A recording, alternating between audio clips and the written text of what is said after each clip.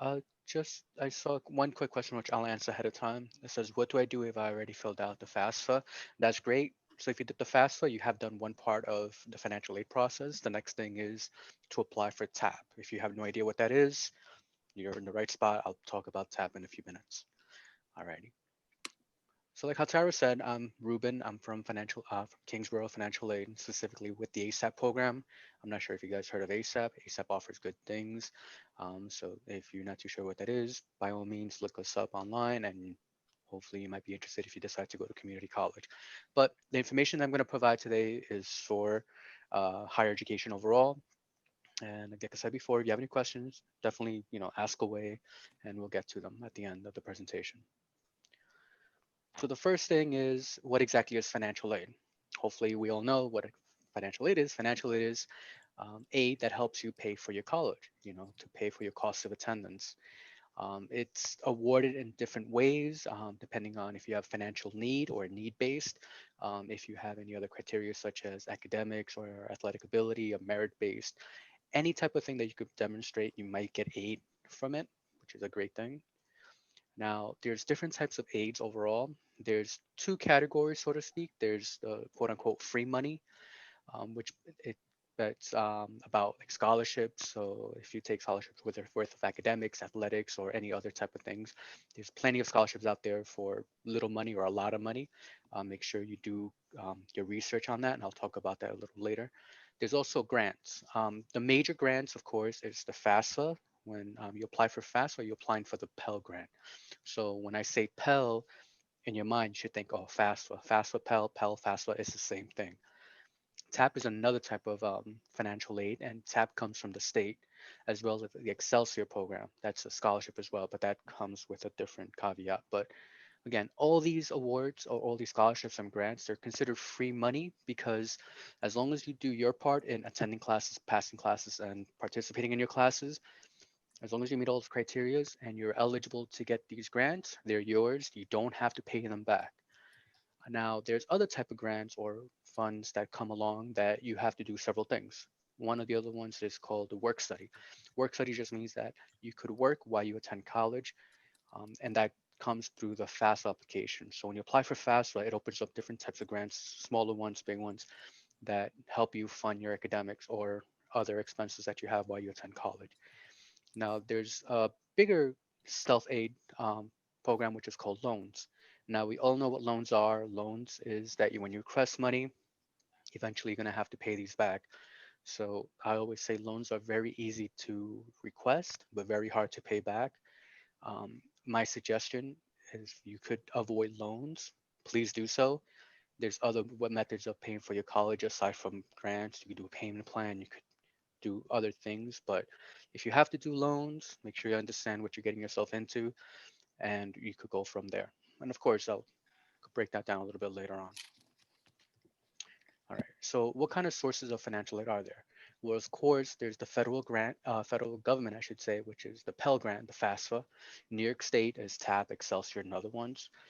Colleges also, or institutional aids, they sometimes offer you grants within themselves. Sometimes they have special grants that alumni have provided for the school to provide for new students.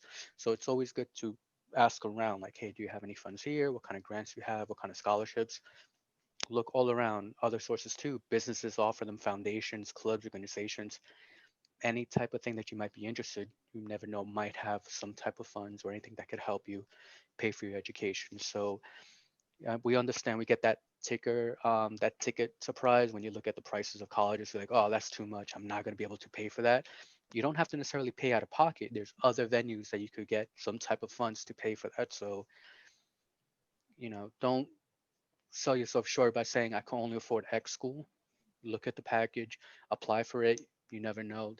There's a lot of money out there that you could apply for.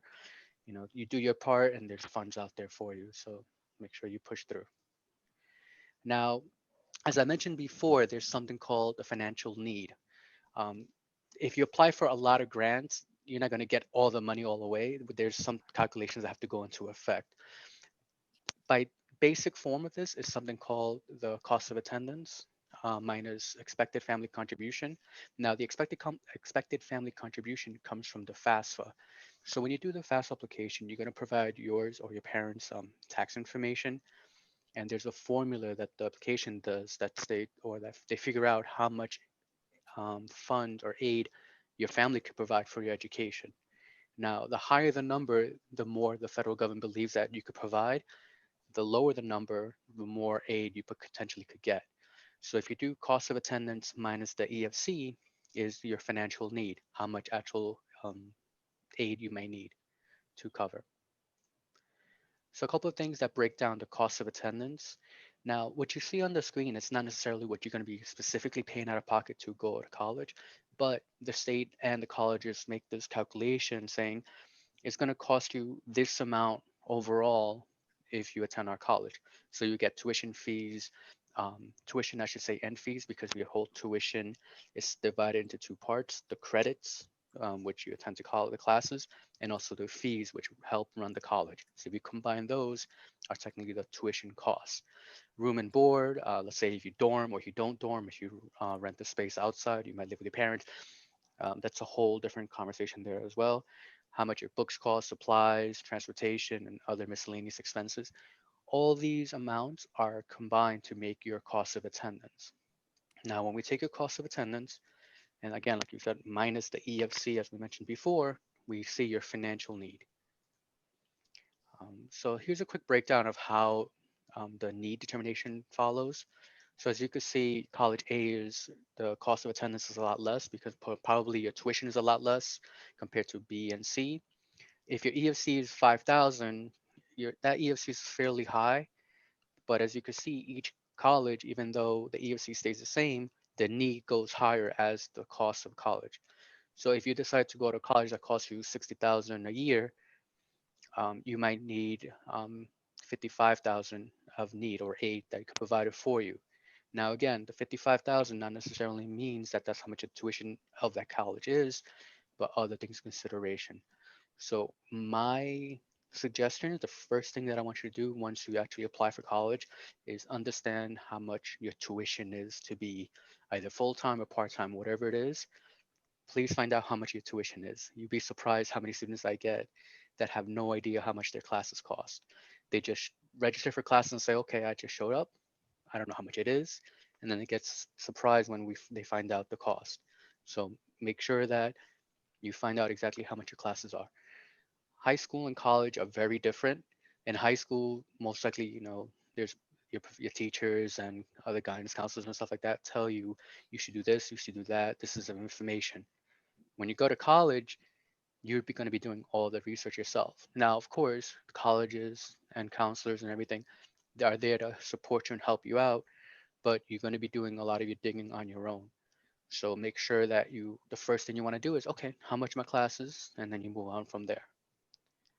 But as you can see, the EFC, even though it stays the same, the need goes up depending on how much you offer attendance based on the college itself. So again, don't be afraid of applying for a college that might look like it's very expensive because you never know, you might get more aid for it.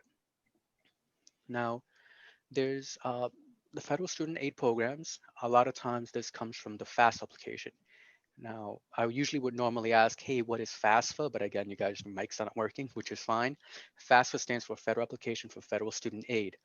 It's a free application. Hopefully, I believe some of you guys have already applied for FAFSA, which is great. If you haven't done so, it's okay. You still have time. The new application fairly opened up like almost a month ago. So if you haven't done so, please apply. The earlier you do it, the better. But when you apply for FAFSA, it opens up these types of grants. And so there's the Pell Grant, like I mentioned before, Pell Grant, Pell, FAFSA, FAFSA, Pell, same thing. Then there's a smaller grant. Again, it's based on need. It's called a Federal Supplemental Opportunity Grant. It's SAOG. It's very small. Only certain students get it, but it's mostly, again, based on the need and the household. So if it's very low income and the federal government does a calculation, they sometimes give you a little extra amount over. So if you don't get it when you apply, don't worry. It's not that you filled it out incorrectly. It just happens based on calculations. Again, work study you get from the FAFSA. Now, work studies, it's a little tricky. Not tricky, it's a little different. Most of the times, work study is awarded to you. So when you get your package, it tells you got Pell, you got TAP. and sometimes you get work study. If you didn't get awarded work study, it doesn't mean that you'll never be able to get it. What you could do is, if you really are interested in working while you're in college, you could go to the financial aid office, talk to the work study coordinator, and let them know, like, hey, I'm interested in doing work, but I didn't really get the award. Most of the times, the work coordinator is able to help you get a job.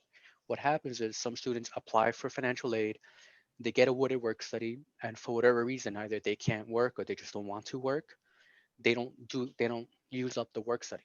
So what we could do is we go in and we take these funds from students that are not interested in work study and pull that money for students that did not get an award and give it to them. So again, another important thing about college is always asking questions. Go to the offices, email the offices, ask whatever question you get. No question is a dumb question.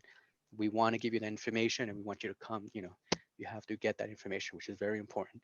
I'm going to sound like I'm preaching a little bit, but that's okay.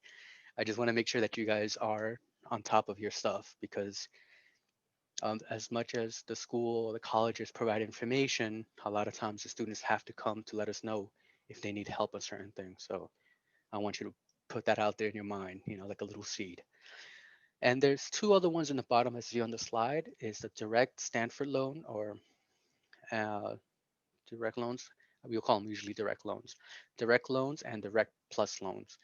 So there's two differences. The first one is on the student. So if I'm the student, I'm requesting a loan, I'm requesting a direct loan. There's two versions of it. There's the subsidized and unsubsidized. Subsidized just means that while you're in college, the interest does not get accumulated. Once you graduate or stay away for 6 months, interest gets accumulated. Unsubsidized means that the interest is accumulated while you're in school. Either way, a loan, you have to pay it back, and eventually some loans have interest.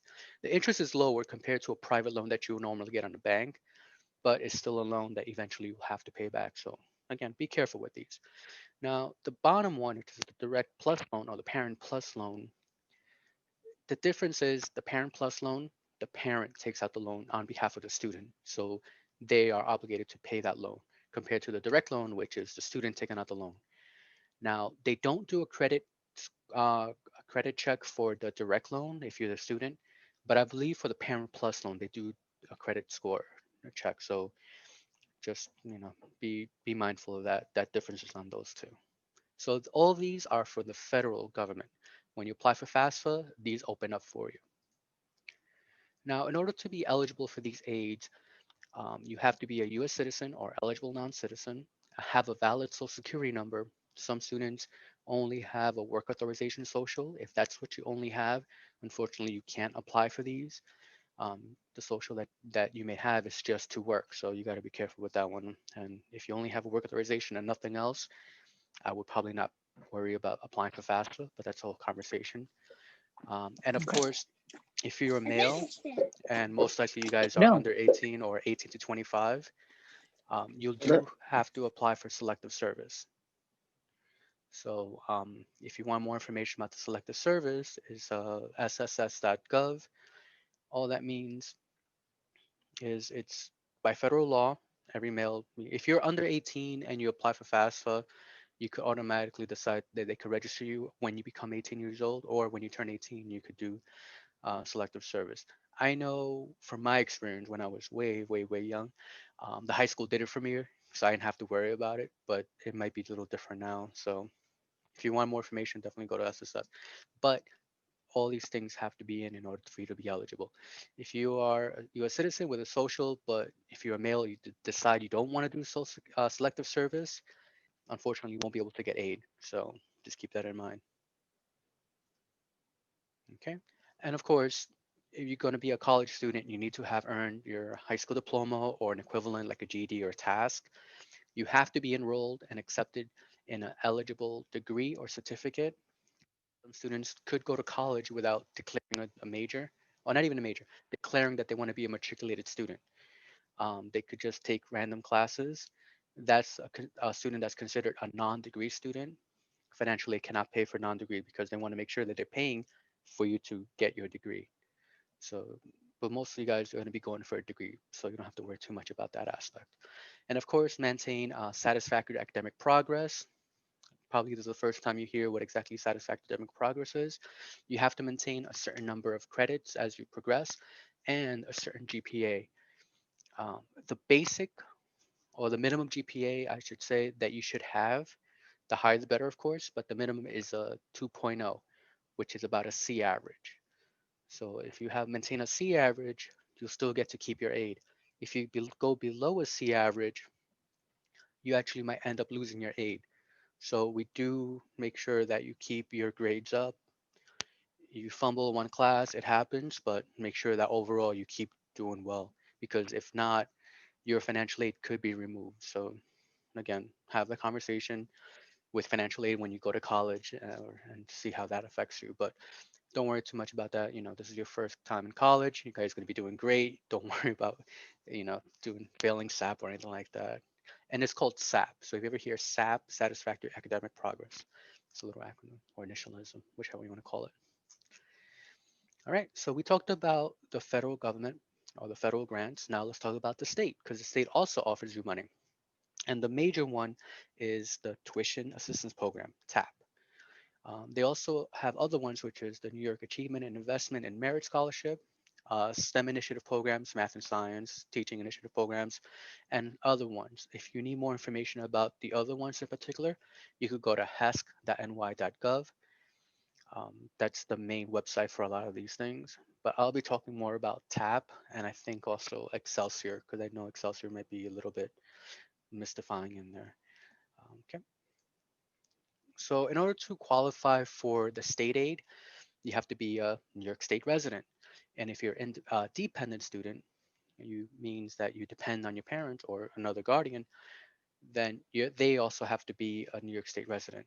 And usually you have to have lived in New York State for at least 12 consecutive months. So if you live in New York for 6 months, you took a break, you went away, then you came back, you have to wait those 12 consecutive months to actually earn residency, so to speak, for TAP. Same thing as the federal, you have to be matriculated in an eligible college or degree seeking program, meet eligible criteria for specific programs. That just means that you have to be full time. When we say full time, it means that you have to be registered for 12 credits. If this is the first time you guys hearing this type of language, that's okay. Each class, for the most part, it starts at around 3 credits. 3 credits is about 3 hours a week, or yeah. So if it's a 3 credit class, you have to take 4 classes. That's 12 credits. If each class is 4 credits, you only have to take 3 credits. It all depends on your major. So each class is a certain number of credits requirement to it. Long story short, make sure you're full time. Make sure that all the classes are going towards your major. I know some students are very interested in many different topics and want to take a little bit of everything. Unfortunately, the state is trying to say, I'm paying only for the classes that you need for your degree. So you must take the classes for your degree. So the federal government, it's a little more easier going. They'll allow you to take random classes, not to an extent, but they'll pay for whatever classes you register as long as you're eligible based on income. But for TAP, it's very important that all the classes that you take are in the major that you have registered for and are seeking. It's very tricky. Some students still, even after a certain time in college, they still don't understand that the classes they need have to be in the major. And we have some serious conversations after the fact, but that's a whole thing, different thing. And of course, if you want more information about this, you could go to hesc.ny.gov. They have a ton of information there that you could look at. Again, pretty much TAP. There's mostly for undergrads. One thing I didn't mention about the FAFSA is the same thing. Once you complete your bachelor's degree, that's as much Pell you're going to get. Once you have your bachelor's, you can't get Pell anymore. For TAP, it's a little different. Um, if you never used up TAP for your bachelor's, there might be a chance that you could use it later on, but that's a whole different program and stuff like that. But like I was mentioning before, TAP is only for undergrads. It's need based, and I think for this year and last year it was 5165 divided by 2 for the semesters. I mean year/semester. There is help for full-time status and part-time status, so you don't have to necessarily be full-time to get TAP's benefits. But if you are gonna do the part-time for TAP, you have to stay part-time. But for you guys, you want to make sure that when you go to college, you go full time. That way you graduate on time. and you move on with your your careers and stuff. So you don't want to prolong too long. But of course, the state does understand that life happens and you might have to be part time because either you have a family or you've family issues that you have to take care of, that you work other stuff. But for the most part, try to be full time. Try to take those 4 to 5 classes a semester, and you guys could progress faster. And of course, all this awards are based on the New York State income tax. All right. Now, TAP is determined by different ways. The academic year that which you first got your TAP payment, or if you've received any aid award. Again, most of the times, if you go in, I believe you guys are graduating soon, if not next semester, next year, next by the end of the spring. So you're going to be starting the fall. So that fall should be your first TAP payment as long as you've been eligible for TAP, and that's how it follows along. There's a lot more information I could get into, but again, I'm not going to prolong it too much. This TAP is very particular with how you progress. They need you to earn a certain number of credits each semester, and you have to be full time. So I keep pushing that full time because it's very important. Because TAP likes it's very finicky, and then you could easily lose it if you're not full time. And it's only based on the tuition. I know earlier on I was talking about two parts of the tuition. There's the tuition plus the fees. Tuition are the credit charges plus the fees that the college uses to run. Combined is a tuition overall, but tuition itself for TAP is just how much it costs for the credits. TAP is only able to pay up to the credits. The fees itself, let's say you don't get Pell and you only get TAP, the fees you might have to cover out of pocket, but if you get Pell and TAP together, they usually combine everything. Again, it all depends on how much need you have and how much everything costs. Your financial status, dependent or independent. Now, for the FAFSA, I didn't talk too much about the dependent or independent part, so I'll talk about it real quick here. For dependent for FAFSA, if you're under 24 years old, you're considered a dependent student. You depend on somebody else. I get a lot of students telling me, "Oh, but I have my own job. I pay my own bills." I ask them, "Okay, where do you live?" Like, I live in the basement of my parents' house. You're still a dependent student. Even if you don't live with your parents, you're still considered a dependent student and have to provide your parents information. Now, there's some situations where it might not be um, quote unquote normal, like your parents don't want to give you information and stuff like that. That's a whole different situation that goes into effect. But again, long story short, if you're under 24, you have to provide your parents information.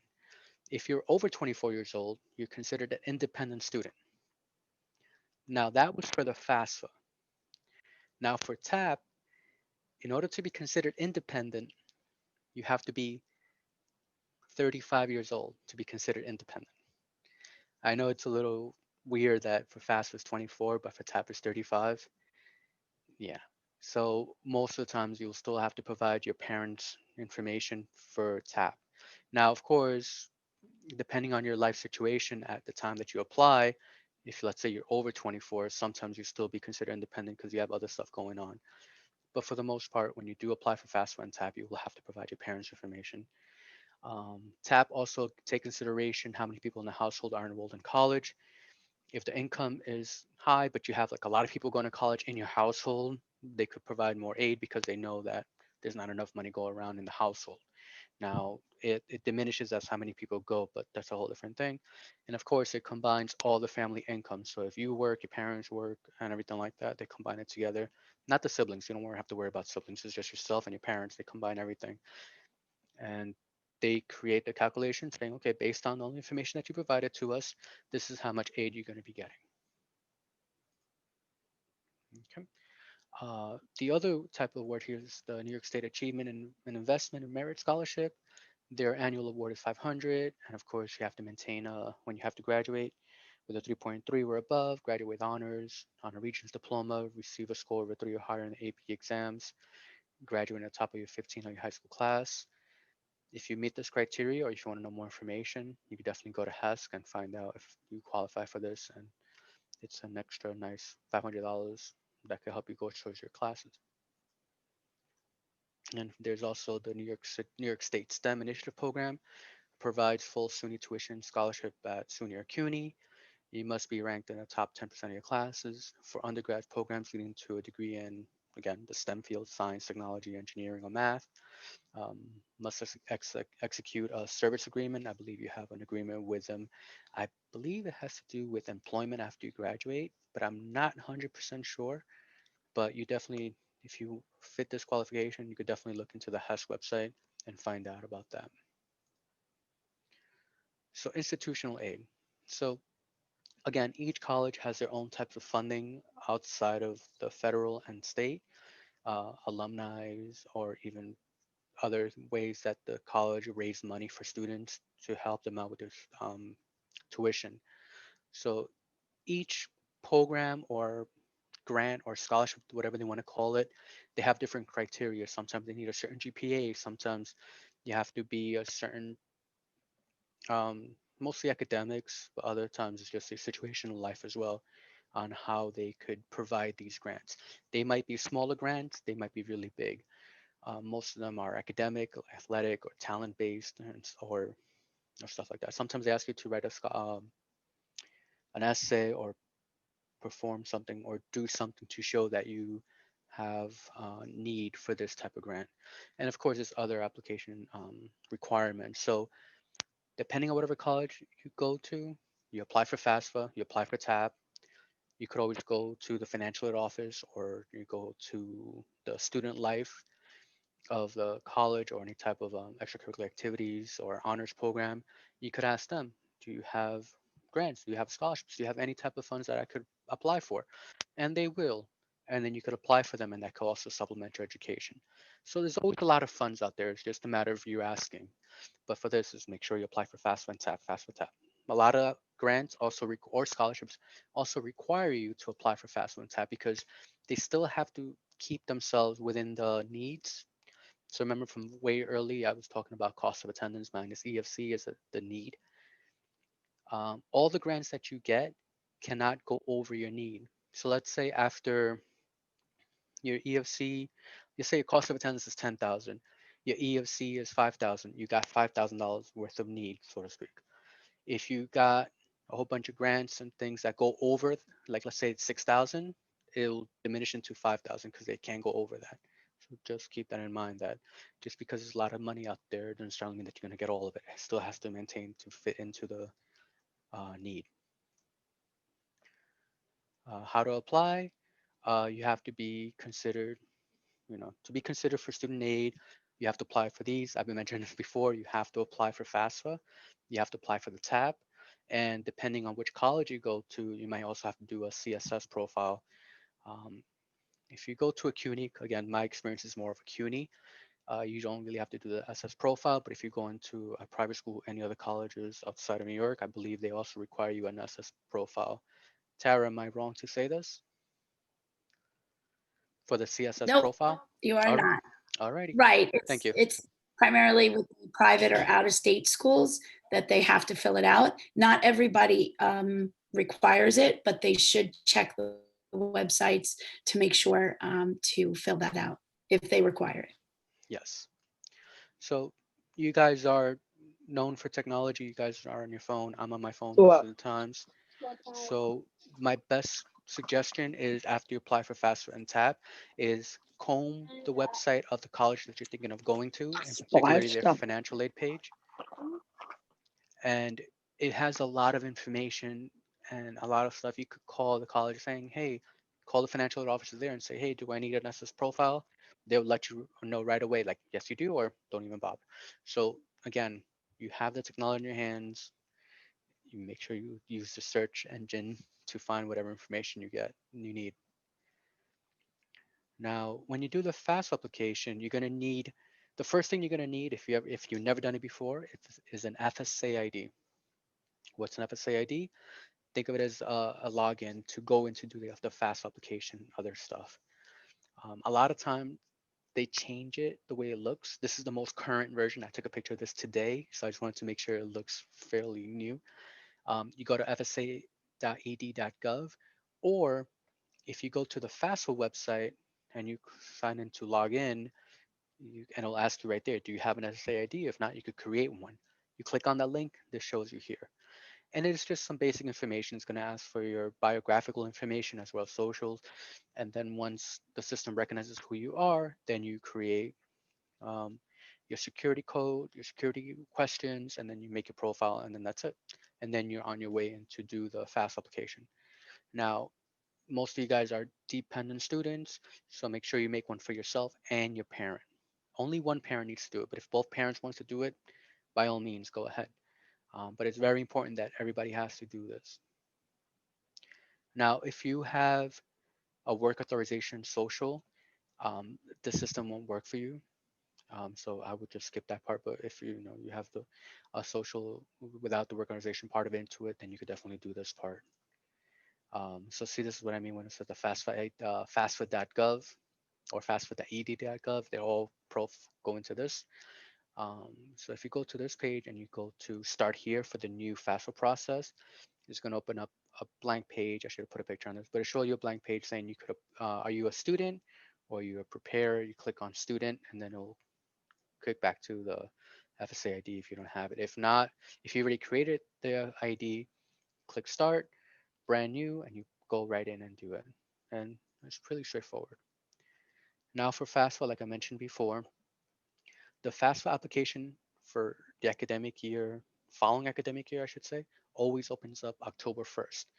So this October 1st, the 21-22 FAFSA opened up. If you go on the FAFSA right now, the first application that you're going to see is the 21-22. But the 2021 is also available. So make sure you don't make a mistake and you are reading what you see because a lot of students just like to click on things and just move on without really reading it. But if you're going to be applying for 2021, fall 21, spring 22, make sure you do the 21-22 FAFSA. Next October 1st, the 22-23 application will open up. So remember, every October 1st, the application opens up. Every year you have to apply for it. Just because you apply for it now doesn't mean that you're good for in the next 3-4 years. Each year has to be applied. You go to fastfood.gov or fastfood.ed.gov. They've streamlined it a lot. They've updated it so that each question is fairly straightforward. But if you're not understanding the question, it gives you an option to do like a little hint or just gives you an explanation as to why they're asking that. Um, some questions you don't have to answer them all. Depending on how you answer, you might be skipping a few questions. So it's fairly straightforward. And also, if let's say you don't have a computer or your Wi-Fi is not working properly, you could do the FAFSA on your phone as well. If you go to fastfa.gov, they have a mobile application that you could do on your phone, so you don't have to worry about doing it on a computer specifically. It'd be better if you could do it on a computer because you have a bigger screen, but again, they have a mobile site where you could also apply. And of course, make sure you check your college's FAFSA filing deadlines. If you're not too sure when you should file for FAFSA, you could do it now. Well, not right now after the presentation of anything. Or you could go to the FAFSA, the financial aid web page for the college that you're going to go to or thinking of going to, and they'll show you the deadlines of when you should apply. Remember with FAFSA and TAP and any type of scholarships, the earlier you apply, the better. And particularly with FAFSA, because some students are flagged for something called verification. It just means that the college has to verify some things that you provided on the FAFSA, and that does take some time. So the longer you wait, the longer you'll know how much your aid comes in. Sometimes it's the system that flags you without any issue, and it prolongs the time of when you're going to get your aid. So the earlier you do it, the better. Don't wait until the last minute. I always get students that tomorrow is the last day of class and they tell me, can I still apply for financial aid now? When they should have applied months ago. And then they can't register for the following semester because now they have a balance and they haven't paid anything. Sometimes if you have a balance in class and you don't pay at a certain point, they drop all your classes. So you want to be very careful with that. You want to make sure that you know how much aid you're going to get. That's why if you don't have enough aid, you have a plan saying, okay, I'm only going to get X amount. I'm going to have to pay the rest out of pocket, or I'm going to find a different way to get a grant or scholarship to help me pay for this. So you don't want to wait until the last minute because if you're in class taking classes, you're going to be worried about your uh, term papers, your midterms, finals, presentations. There's a lot of stuff going on in your first year that's going to distract you, and you don't want another distraction compared to financial aid. So I keep saying this a lot. Apply early. If you haven't applied, apply now. You could always change the school codes, but you could apply now so you know at least what kind of an idea how much aid you're going to get. Again, so for the FAFSA, what kind of information they require? Basic information. They need your address, email, name of your high school, citizenship, eligibility questions. One thing about the email, I know your high schools provide an email. My suggestion is use your personal email because sometimes after you graduate, that email that you have from the high school goes away. So if you are dependent on a high school email, I would kind of move yourself from that. But if you're first time and you're still going to be in college, high school for a little bit, it's okay to use it. You could always update it later, but it'll be best that you use your personal email specifically for this thing, so you don't have to worry about scrambling and saying, "What if my email gets closed up?" and all this other stuff. College information for FAFSA, you could put up to 10 colleges, so make sure you do so. That way, you don't put two colleges and then you decide to apply for a different one. Then you got to go back on the FAFSA, update it to the other college, and then wait for that to process. When you do the FAFSA, it takes up to 3 to 5 days to process, and then whatever college you put in will get the information. But it also depends on if you were admitted or becoming like a waiting list, then the financial aid office can see your information. So it's not instantaneously. So make sure that you have a lot of patience with this process too. It's also important because a lot of students tell me, I just applied for financial aid. I asked them, when did you apply? They said, oh, I just did it like 5 minutes ago. I won't be able to see anything for another 3 to 5 days. So, it's always a time lag. So whenever you do it, it takes at least a week, if not a little longer if there was mistakes done. So make sure again, apply early. Dependency determination, again, it asks you different questions just for them to find out whether you should be considered a dependent or independent student.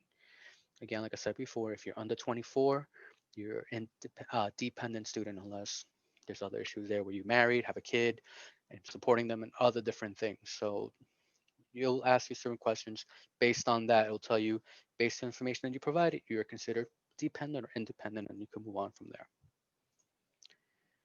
Okay, so if you're a dependent student, it's also going to ask for your parents' information, how they are they married, not married, separated, divorced, their information, date of birth, social, residency. Please make sure that you are putting the correct information. Make sure the socials are correct, the names are correct. A lot of, for whatever reason, students don't know their parents' birthdays, which is kind of sad, but that's the way it is. I don't know, you get birthday gifts or not birthday gifts. Also, names. I get a lot of mistaken names. Sometimes they have to put the full last name and only the first initial of their first name. And some students flip that around. So I understand that it seems like a long process, but make sure you read the directions clearly and you put the correct information because otherwise it could flag you as verification and then it's going to eat up a lot more time for you to get your aid. The number and household size and a number in college. One thing about the household size, I got a lot of students saying, "Oh, it's me, my two siblings, my parents, my mother, I mean my grandmother, my aunt, her three kids, her nephew, and just so many other people." Think of it as the people that your parents support. If they only support you and your parents, but there's like three other people in the household that just live there, they don't belong in a household. It's only the people that your parents are actually supporting. I had one person that put 20 people there and it was just three that really take care of. So be careful with that. And same thing with number in college. Some students forget that their siblings are going to college too and they only put themselves. If there's two people in the household that are going to college, put two. If it's just yourself, just put one. Now, the income reported, this is a little old. I apologize for that. But when you do the 21-22 FAFSA, you're actually going to be using the 2019 taxes. So the taxes that you did last year, that's what you have to use. There's also other questions on the FAFSA that ask for untaxed income or asset information. It's going to request like whether or not how it was filed on the taxes, and you just put the information there. If the student had income, make sure you put it in there, uh, and make sure you also are able to back it up. So if you had income in 2019, then you could also provide W-2s eventually, and or if you actually file taxes, you provide that too. The signature section, when you and your parents do the FSA ID, you could electronically sign the FAFSA. If for whatever reason your parents can't do the FSA ID for other reasons, then what you could do is you're gonna have to print out the signature page, sign it, and mail it. At this point, the financial aid offices are not able to accept the signature paper or the signature form, so you'll have to mail that in. But remember, 21, 22 FAFSA uses 2019 taxes. And I'll update that for the PDF and the PowerPoint for tariffs I should give to you guys in case you want to review all this, because I know it's a lot of fun. Now, when you do the FAFSA and you have to report income, one of the things they have is something called the IRS data retrieval tool. All that means is when you do the FAFSA, it goes directly to the IRS, pulls the information that they require, and inputs it into the application without you going through your parents' taxes or my taxes. I mean, not my taxes, yourself.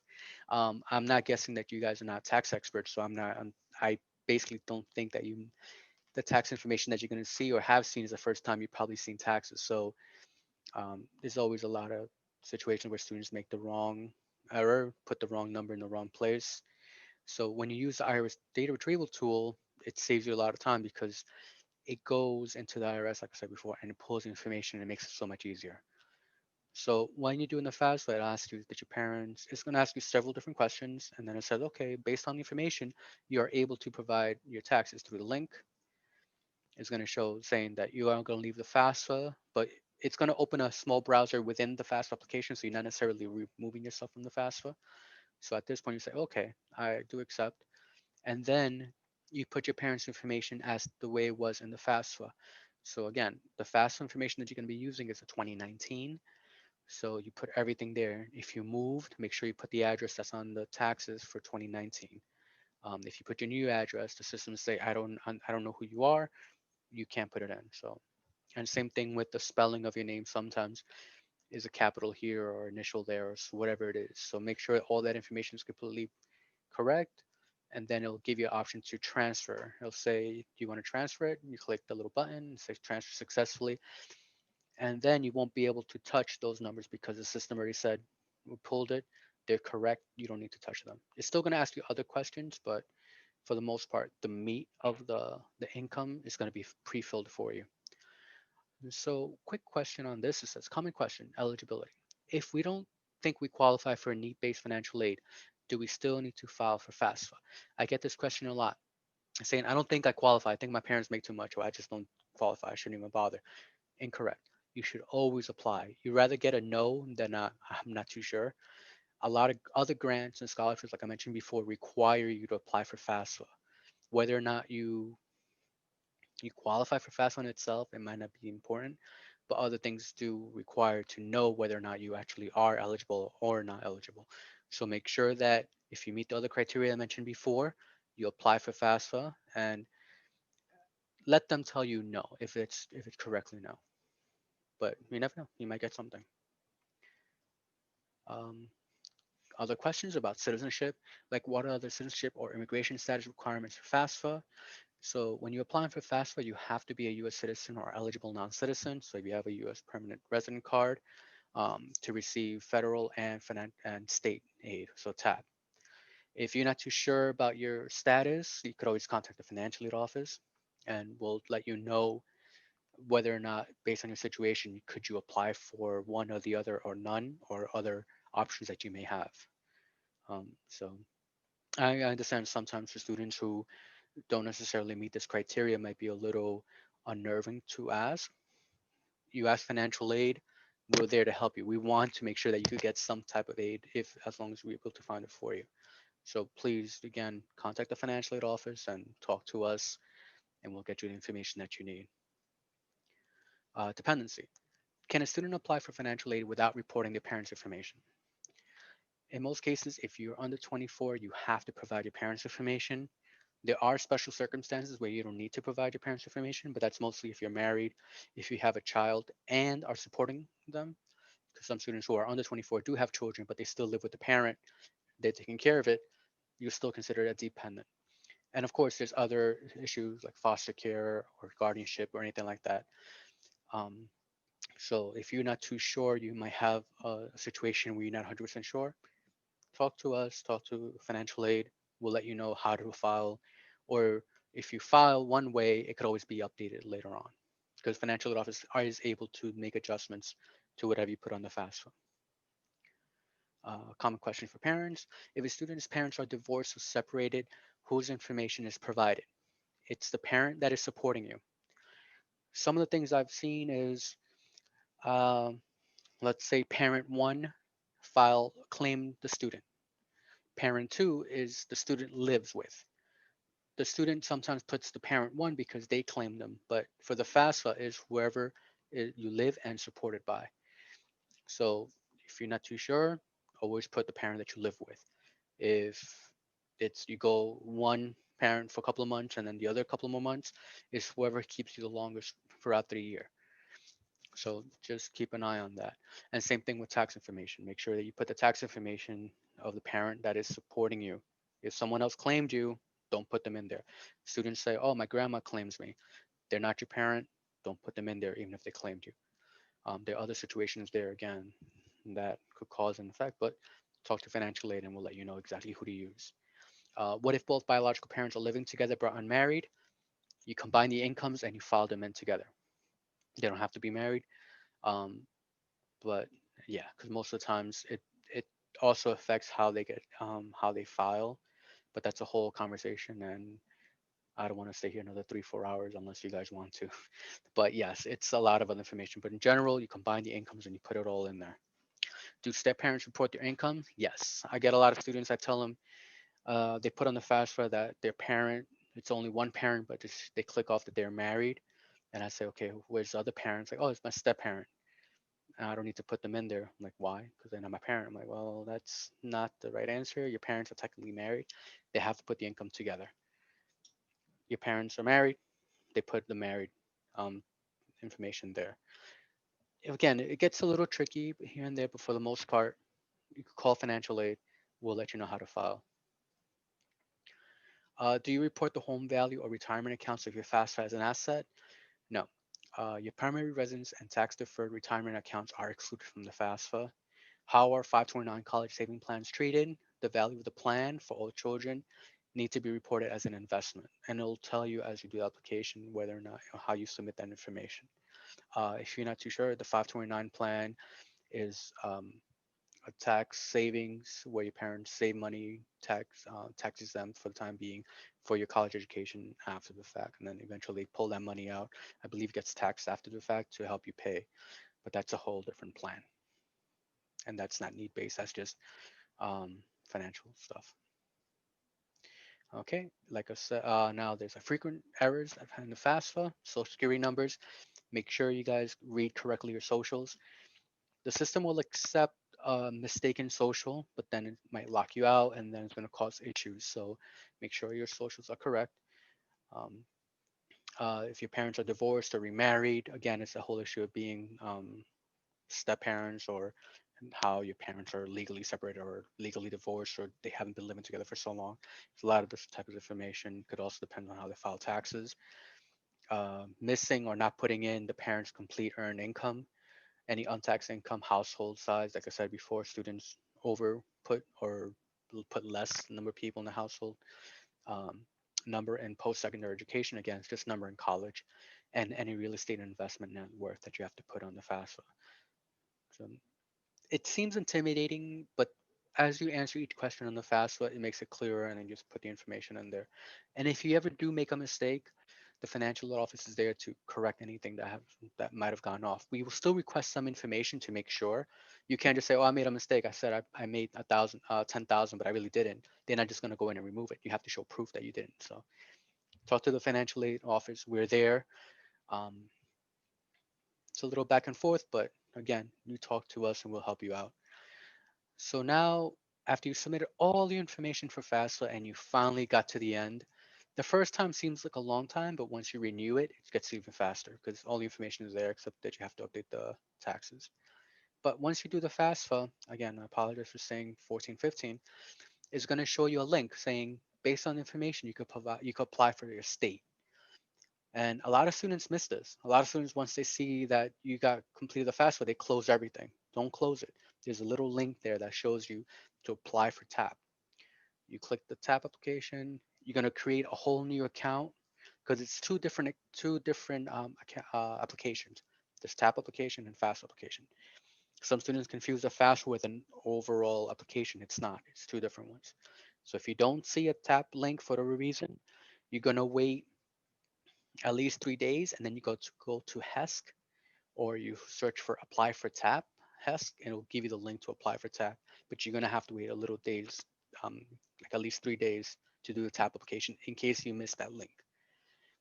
So, and the TAP application is fairly straightforward. It almost asks you similar information, except for the tax part. It's gonna ask you for your state taxes. Again, state aid, state taxes. Federal aid, federal taxes.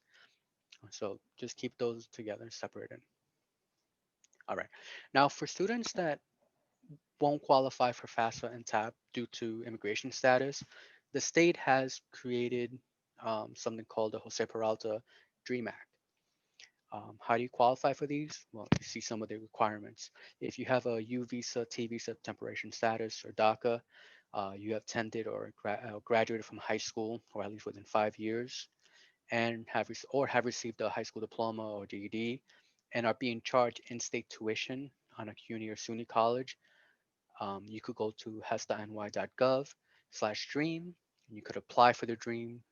It's two different applications. The first one is just your biographical information, just for them to like find out who you really are. And then two, once you submit that, it's going to send you a new email telling you, okay, based on information, you are able to apply for TAP. Now, when you apply for the Dream, you're applying for TAP, the same TAP I talked about before, with the same requirements of being full time, all the classes in your major, all that fun stuff. You're applying for TAP. It's just a different way of applying. Once you do that and you apply for TAP, you're going to get another email, and it'll let you know whether or not you get anything, and you have to accept the award. You accept the award and you're good to go. And that's it. Um, so the Dream Act is not necessarily only for students who fit this description. It's also for students who do have a U.S. citizenship, but their parents live in a different state. Um, so a lot of students I know like probably have parents that are from Jersey or Connecticut or wherever it is outside of New York State. As long as they have attended college, I mean high school, or earned their high school diploma from New York State, they could apply for Dream Act, and they could potentially also qualify for TAP when they would normally not qualify for it. So if you have any questions about this, definitely go to this website and read the information, fit the description, and done so, you apply. Um, this website does not give out a lot of information outside. For me, in particular, my department, when students apply for Dream, we really don't know. We just see TAP. So if you're worried about self-identifying or anything like that, we won't know until we see it on the system that you got TAP. That you got TAP. That's not nothing special. Normal, regular TAP for students or Dream Exit. It's all the same to us. Okay. Now, when you apply for institutional aid, is the CSS profile. Each application is used for colleges to award institutional aid. So again, this is for aid outside of the FAFSA and TAP. That's the college is saying, okay, based on this information, there's still additional need. Let's see what we could provide. They will collect more information for income, asset information, and information about non-custodial parents. So mom and dad, you put that you only live with one parent, they still need the information from the other parent. So they'll gather more information just to make sure that there's still enough need that they could also provide. There's application fee, but sometimes they could be waived. And from the system itself, is saying that October 1st, you could apply through the CSS through the College Board. Is this correct, Tara? Tara says yes. So you apply through the College Board. Again, I apologize. I'm not too familiar with the CSS profile. I'm a CUNY student, so all right. Now, this is called the net price calculator. Each college has to have a calculator showing you how much it's going to cost you to go to that college. It's going to get some basic information. It's also going to show you, it's going to tell you whether or not you get not how much aid, but how much predictable aid you could get, and what else the extra need that you're going to have and what could be done for it. Each college has this. So when you go to the financial aid page, you're going to look either left, right, up, down, doesn't matter. It's going to say net price calculator. Play with this. Make sure you understand again how much your tuition is. Make sure how much aid you're going to get and how much of a difference it has to be done. Um, Play with it. Anything to add to this, Katara? On our Google Classroom, there is a link to go, and you can, once you hit the link, you can put in the school that you're thinking of, and you can do it for all the schools, private, out of state, in state, and you can, it'll take you directly to their website to do the net price calculator. In So check out the Google Classroom. It's there for you to use. Thank you. Alrighty. So after the applications are filed, the schools that you put on the FAFSA, they get a message, or we have records of it that you applied. One of the differences between TAP and FAFSA I forgot to mention is for FAFSA, like I said before, you could put up to 10 colleges. For TAP, TAP only looks at the first college that you put on the FAFSA. So if you apply, let's say Baruch was your third college that you put on the FAFSA, and let's say Brooklyn was your first, and you got into Baruch, and when you go to Baruch, it's like, well, we don't see Baruch for TAP. You have to go to the TAP application and update it. That's the only key difference. The school will send you a financial aid package award letter, just telling you how much aid you're going to be receiving. You also will get a message telling you whether or not you have to do something called verification. It just means that you have to provide additional information for us to verify that the information that you put in the FAFSA is correct. Um, and yeah, it seems like a lot. It is, but it goes by fast. And just keep in communication with the college so you know what's the next step for you. Make sure everything is finalized, or you're in the process of getting that finalized, so that way you don't have to worry while you're in school for that. The college award letter contains the amount of federal aid you might be eligible for. It also includes a loan option. One thing about that, I get a lot of questions on this too, is when you see your award package or your award letter, it tells you got Pell, you got TAP, you got loans. Loans, unless you specifically request them, you do an application for them, you're not going to get them automatically. Most of the times, your Pell and TAP get automatically accepted when you apply for those and you get them. They first go to the college to pay whatever balance it is. Anything that might be left over will be sent to you. But the college gets paid first, and then you get any excess funds. Now, for me, community college, since the tuition is a little less, students usually get a little more. But depending on the college that you get, sometimes it goes all to the tuition, and you go from there. And it gives you breakdowns of the cost. Again, it shows you how much each class costs, your fees, and they do the minus and plus. And then if there's excess, it goes to the student. This is like a quick breakdown of how it will look through the website. Like you see a cost of attendance, the grants and scholarships, and net cost, and how much the debt if you decide to take a loan, how much would be remaining funding. So if your aid is not enough, I apologize for the graininess of this. But again, it's just a breakdown of everything. So think of it, it's like a receipt of your aid that you're going to get. For scholarship searches, please be very careful. Um, we already know about identity theft. Don't randomly put your information there. If a random website is asking you for your social, do not put your social. Please do not put your social. Be very careful with that. I know probably some of you guys might not know your social, which is understandable too, but just be very careful. If you have no idea where to look, call the financial aid office. You don't necessarily have to go to that college to call us. Call. It doesn't hurt. Just saying, hey, where did you know any scholarship places? Go to the college website and they'll have a scholarship page that you could apply to. Some of the places that you could go to is College Board, scholarships.com. You could go check your library employer union. Um, if you go to studentaid.gov/type/scams, it will show you different ways or how scams happen. Um, If a scholarship is telling you that you have to pay before you can even apply, I would kind of stay clear. Usually, if they're trying to give you money, not trying to take your money. So be very careful with that. A few years ago, we had a number of students where they actually paid for the FAFSA. Now, if you guys remember what FAFSA stands for, it stands for Free Application for Federal Student Aid. Unfortunately, some students paid like almost 80 to 120 to pay someone to do the FAFSA, and the FAFSA was never done. So luckily, those websites has been taken down, but you never know. Some students search the wrong thing and something pops up and it's asking for credit information, all that stuff. Remember, the FAFSA, TAP application, CSS profile, these are all free things that you could apply for and submit. Any website that's telling you that you have to pay, stay clear. And of course, make sure you apply early, apply early, apply early.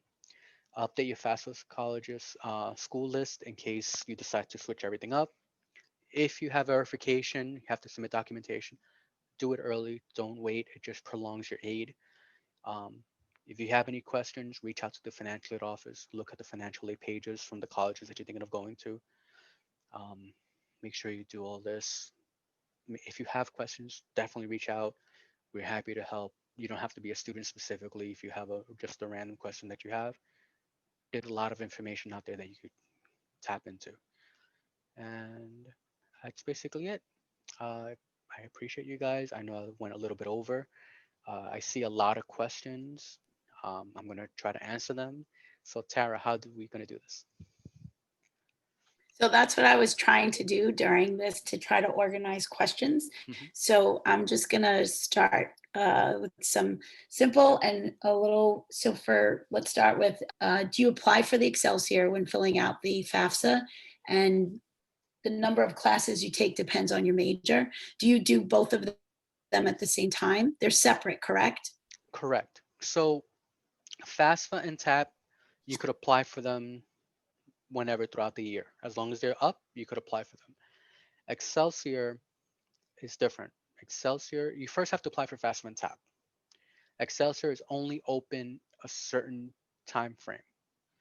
For example, it usually opens up for two times, and at the end of May to June, and then I think from January to February. So it's a very short window to apply for Excelsior, but it's okay.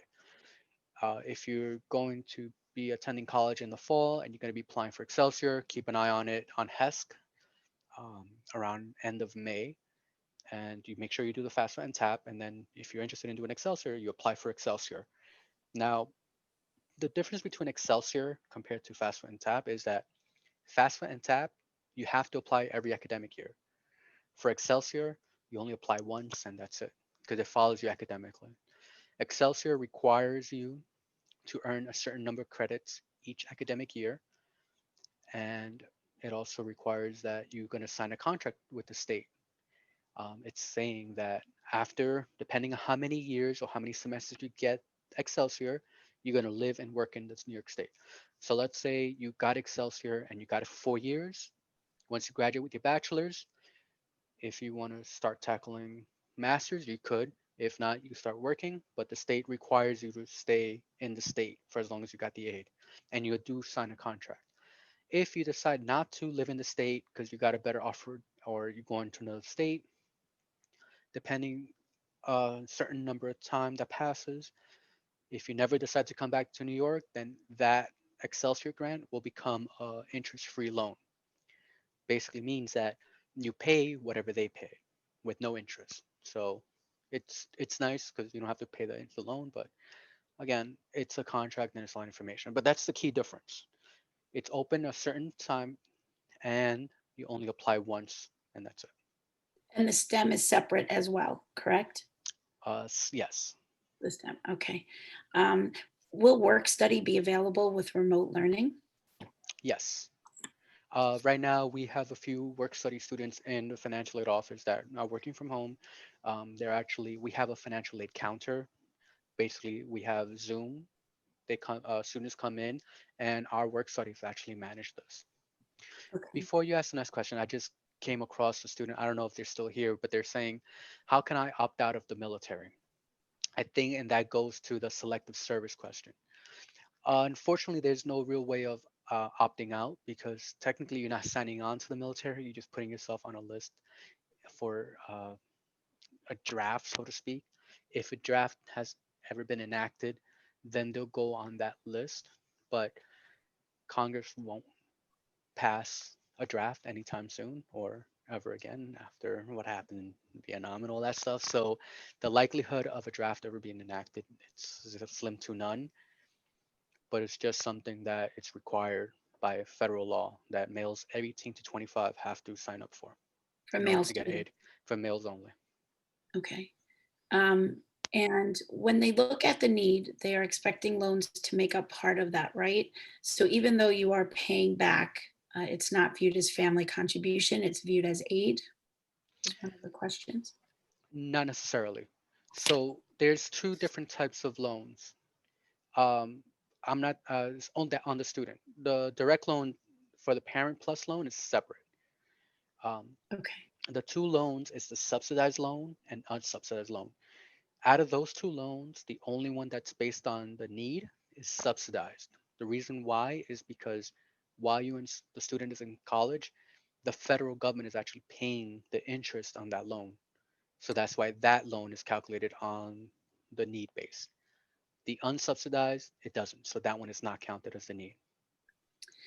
And it's not required for a student to take out a loan. It's an option, but it's not required.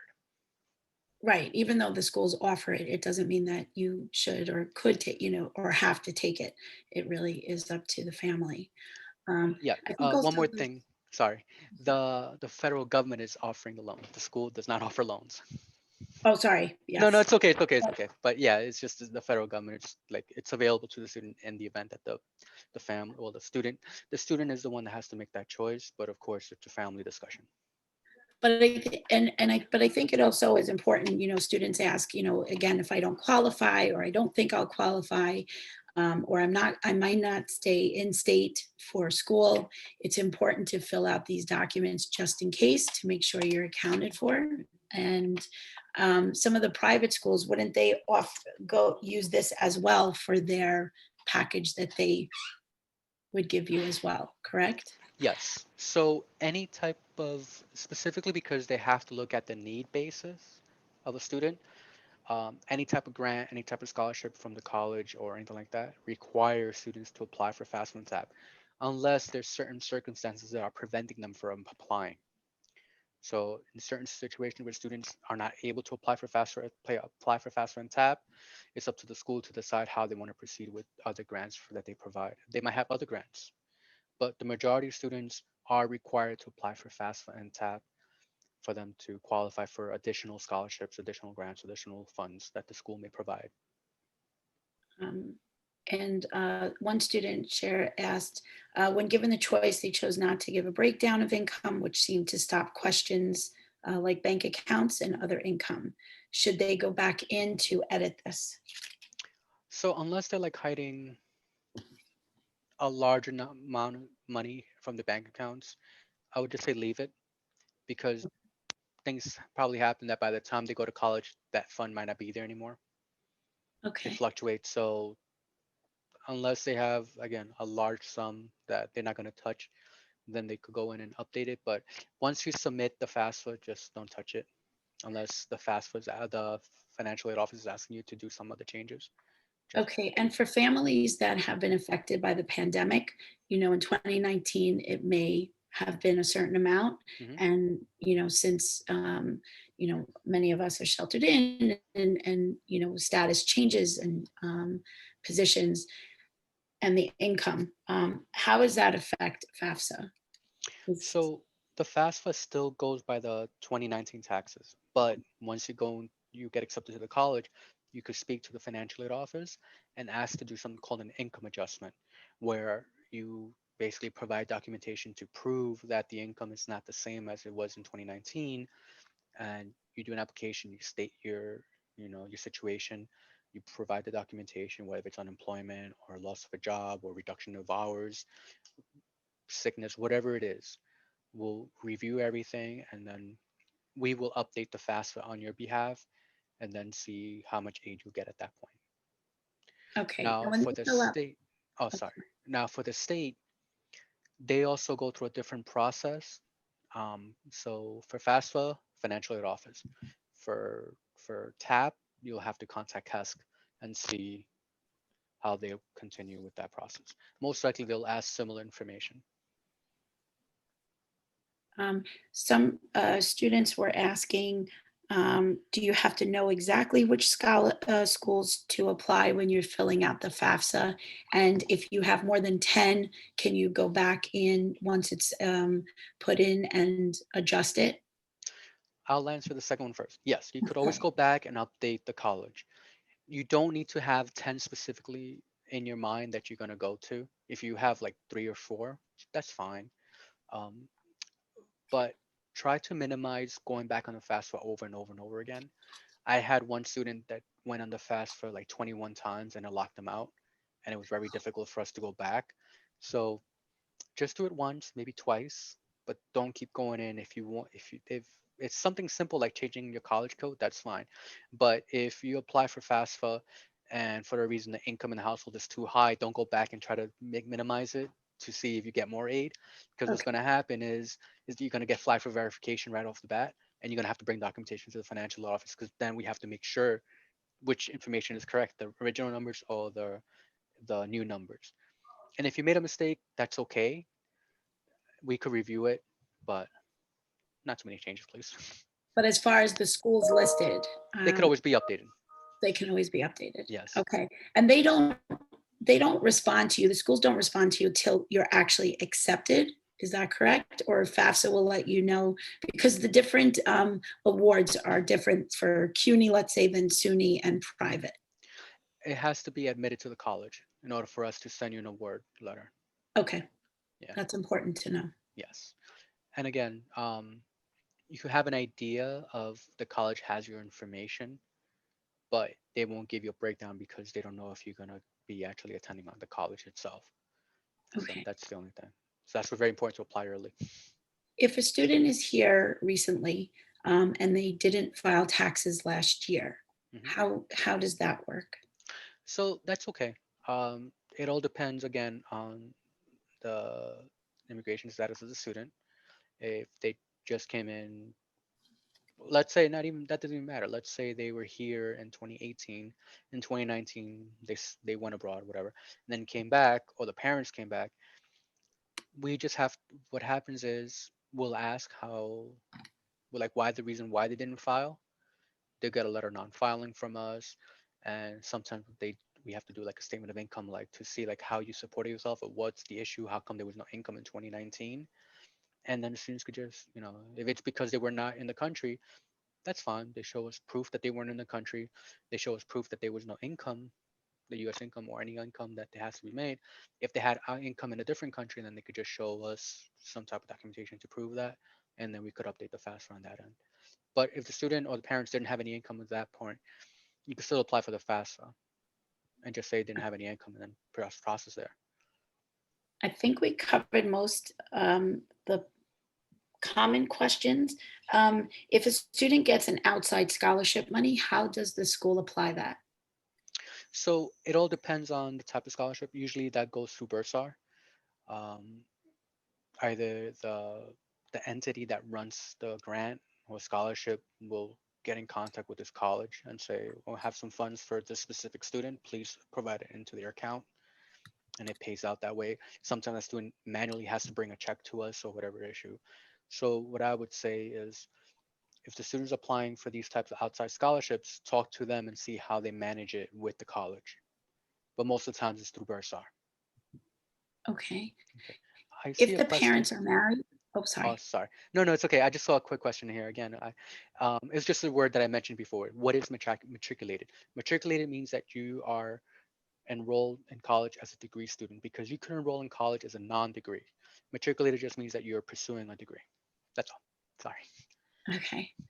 And CUNY applications are 69. Is that, I think it was 65 or 69, One correct? of those, yes. But sometimes I believe sometimes it could get waived, but it all depends on the college office and the high school.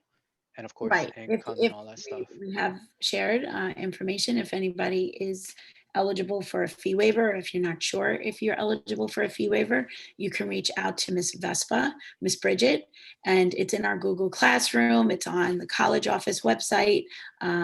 It's B Vespa, VESPA. I'll put it in the, let me see if I can put it in the chat. And she will look up, make sure, that's why I say fill out your lunch forms. If you qualify for free or reduced lunch, you will get a fee waiver for CUNY, Common App, and um, the College Board for SATs. SUNY has a different guideline that's on our Google Classroom, so you could see if you're eligible for a fee waiver. I'm going to put Ms. Vespa's email up right now. Sorry, I see a couple of questions here that asks about TAP. Um, so if let's say, do we apply for TAP when we get accepted to college? Apply for You could if you want to wait until you get accepted to the college, but you could just apply for both FAFSA and TAP. And then once you are known what college you got accepted or admitted to, then you could just go back on the TAP application and also update the code. So it's not that once that college gets in, you get locked out and that's it. You could always go back and update that. So I would rather you do the TAP application and go back and update it than not do the TAP application, wait too long, and then you're in the school and you don't know that funds coming in. So apply for everything right now. Another question I see here is there a workaround for taking a gap year? Yeah. So I didn't want to get into it too much because it's a whole different conversation, but there is a certain limit of aid that you could get for FAFSA and TAP, but they do take consideration if you take a gap. Like let's say you go to the fall and for a reason you can't attend a college for another year and then you come back, they're only going to pay for the as long as you remain eligible based on income, they should be able to pay for the semesters that you enrolled in. The only one that you could potentially lose for taking a gap year is Excelsior. Excelsior requires you to earn 30 credits each semester, and um, around an associate's degree is 60 credits, a bachelor's is about 120, maybe a little bit more. So if you do 30 a semester, I mean 30 a year, that's 4 years. If for Excelsior you take a gap year, unless it's health related, you will lose Excelsior. So just keep in mind like what grants are you eligible for and apply. Now for students that are saying I'm not going to get anything because XYZ, apply for FAFSA. Let FAFSA tell you whether or not you're going to get anything. You don't want to not apply and you might have gotten something and that could open up a grant or scholarship in the future, and then you're going to be scrambling later on saying, oh, that scholarship, I had to apply for FAFSA before I could get that scholarship, but I have to do the FAFSA now, but that scholarship closes up in a week. I'm not going to get the information. Apply for it. Let the system tell you that you're not eligible rather than you saying I'm not eligible. One, we have a 529 savings plan, and the FAFSA, in parentheses, and CSS asks for parent assets, which I understand has to include the full amount of the 529 plan, even though it's supposed to pay for 4 years of college. If I use up the 529 funds the first year, can you reapply for FAFSA your second year when the assets will be much lower? Is it correct that you'll have to fill out in the value of your college savings account on these applications? 1 second. I see the question.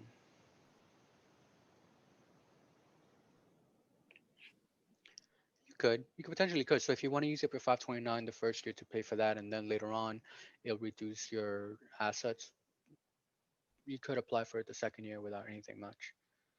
Okay. Yeah, it should be okay.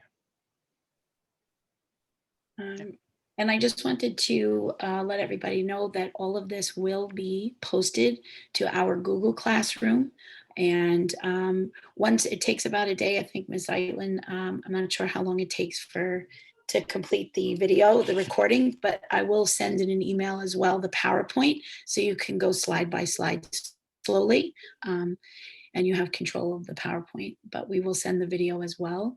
And were there any other questions that stood out to you, Ruben? One is saying which program helps you pay for books. It all depends. It depends on the college that you go to as well. So, for example, I come from a again, community college, so our tuition is fairly low. So, if a student is eligible for full Pell and full TAP, they're gonna have excess funds, which then they could pay for their books. Most of the times, the books will be paid out of pocket, or again, if you apply for a different grant or scholarship that's outside of Pell or TAP, they could also help pay for that.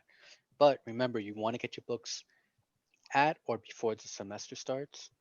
Make sure you talk to the professors or you attend the class where they give you a syllabus telling you what's required for the class. Some professors put that they need a certain number of books, but then when you go to class, they say, okay, you don't need it really, or they'll tell you exactly when it's needed. So you don't have to buy all the books and then you could go little by little. So again, feel free to talk to the professor whether or not which books can be needed. Use the library in the college. The college has all the books that are required for each class. You may be able to make photocopies of them to save some funds. A lot of professors I know try to put their required documents or the required books as PDF forms for students to use for free. Make sure you make friends. Please make friends. Network. Your friend A got the book from one class and you have the book from another and that person needs it, you guys could kind of switch back and forth. Don't be shy. I understand new people, but use it for your benefit. Make sure when I was in college, I talked to everybody. You have this book, I have this one. This person doesn't have this one, I know this person that does. Make a nice little network. Each body save some money. Again, this is the best time to learn how to network, save money, work in the system. But yeah, I know I went and deviated apart, but yes, there's not a specific program specifically to pay for books, but you could do outside things to help you cover those extra costs. Mm, I think that's it for this evening. I All right. really do appreciate you spending the time with us and everyone joining. I appreciate you guys. For those that hung back this late, I apologize for going over the time. Um, Thank you for having me. I hope it was It was to, very to helpful. informative. Are there going to be completion nights at the colleges for if families need assistance?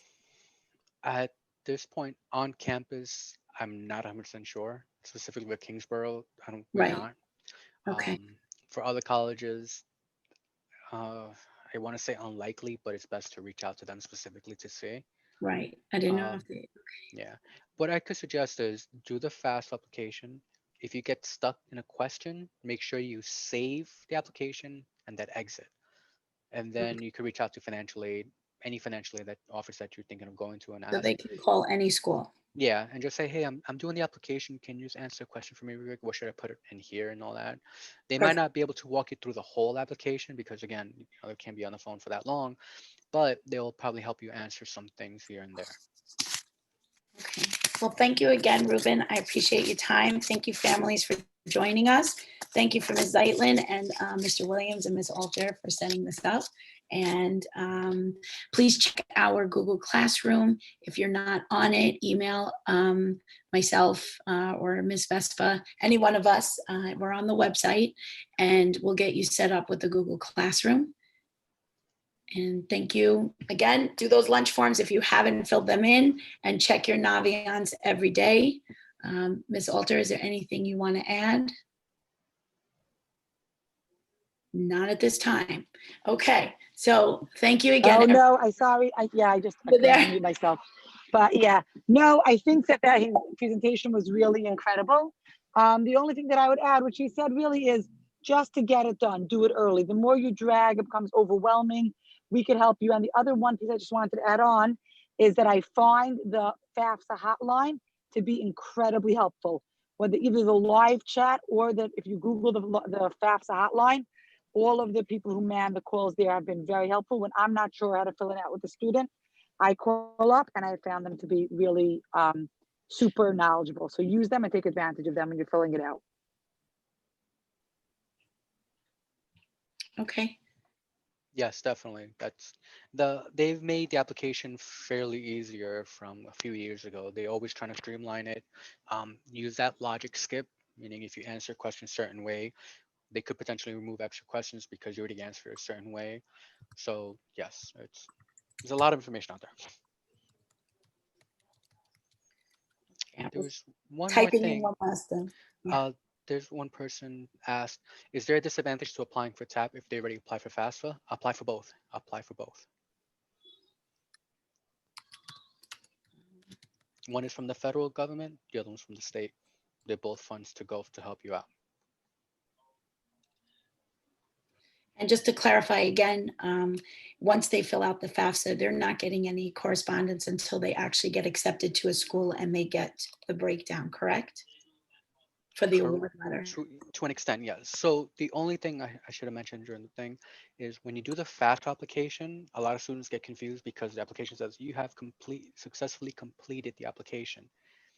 That just means that you submitted the information and it was electronically submitted to the system. Not that everything was processed successfully, meaning all the information is correct and there's no errors.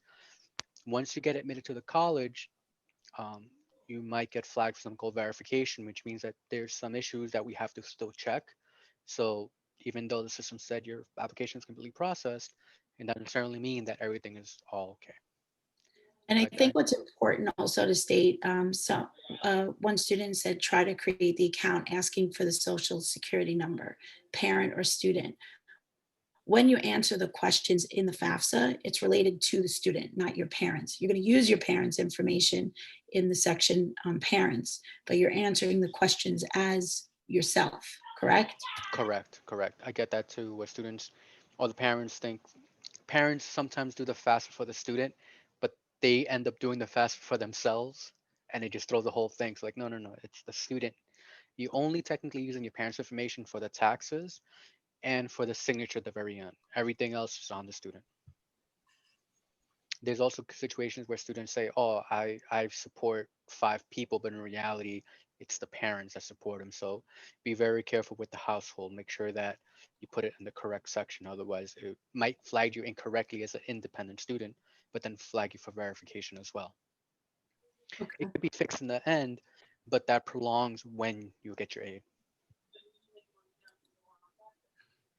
But they still both need, your parents need a FSA number and ID, and so does the student. Yes, to electronically sign it, yes. Love you, Ma. You're doing great. Another thing too, sometimes what happens is when you do the FAFSA, you may, I don't want to make anybody paranoid, but sometimes errors go under the radar and check with the financial aid office just to make sure everything is fine. Make sure that everything was filed. Just say, I want to make sure everything is correct. We'll look through it or the office will look through it. And if they see something, then they could bring it to your attention. And if not, everything is fine. Always ask questions. Okay, thank you so much, Ruben, again. No problem. We're going to review the questions once this ends. So hopefully if we weren't able to answer the questions this evening, we'll be able to send that in the email as well. Thank you again, everyone. Have a wonderful evening. All right. Thanks again for having me. Thank you. No problem. So I'll fix some things like the taxes, and Okay. then I'll send it to your way with as a PDF and a PowerPoint.